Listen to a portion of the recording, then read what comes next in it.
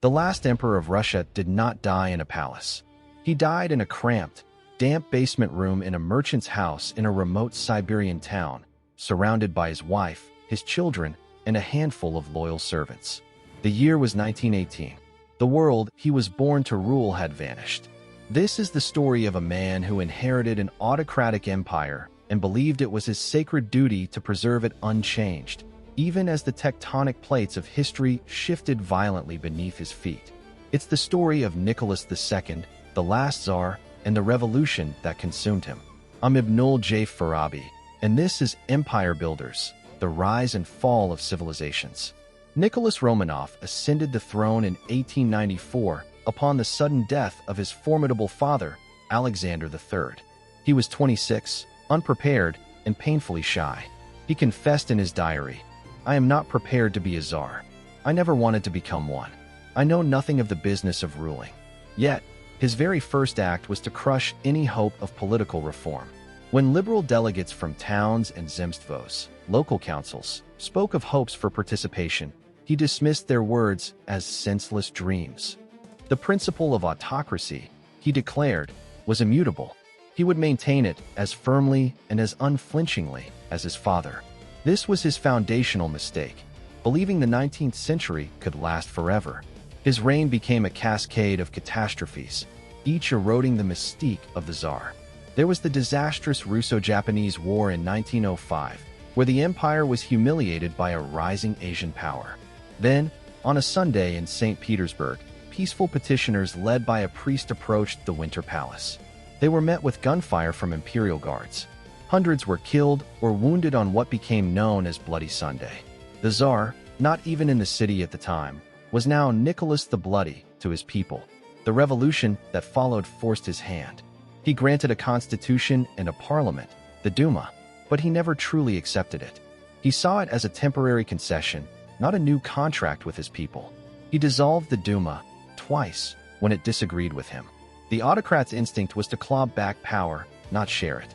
Then came the Great War, World War I.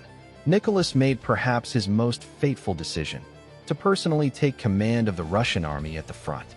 This left the government in the hands of his wife, Alexandra, a German-born princess, and her mysterious advisor, the peasant mystic Grigory Rasputin.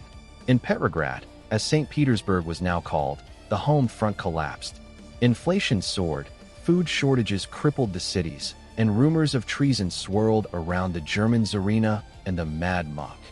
The monarchy's sacred authority had decayed into a spectacle of incompetence and scandal. When Nicholas was finally advised that the situation demanded his abdication, he signed the document with the indifference of a clerk ending a dull meeting. The 300-year Romanov dynasty ended not with a bang, but with a pencil stroke on a train carriage. He was placed under house arrest, hoping for exile to England. It never came. As the Bolsheviks seized power in the October Revolution, the Romanovs were moved to that house in Ekaterinburg. Their captors grew increasingly nervous as anti-Bolshevik White Army forces approached the city. On the night of July 17, 1918, the family was led to the basement. Nicholas, carrying his son, asked for chairs for his wife and son to sit. Then a squad of armed men entered and read a brief sentence of execution. It was over in minutes. Here's what stays with me. Nicholas was, by all accounts, a devoted family man, gentle in his private life. But governance is not a private affair. He was a prisoner of his own ideology, the belief that he was anointed by God to hold absolute power. In an age of mass politics, industrialization, and global war, that belief was a death sentence for his family and his empire. He confused rigidity for strength, tradition for destiny. He failed to see that to preserve an empire, sometimes you must allow it to evolve. To build something lasting, you must know when the old blueprint has failed. His tragedy is a masterclass in the perils of inherited power and the deafness that absolute power can breed. For Empire Builders, I'm Ibnul Jaif Farabi. This podcast is a production of Light Not Studios. Find more of our narratives at https://www.lightnotstudios.com. Thank you for listening.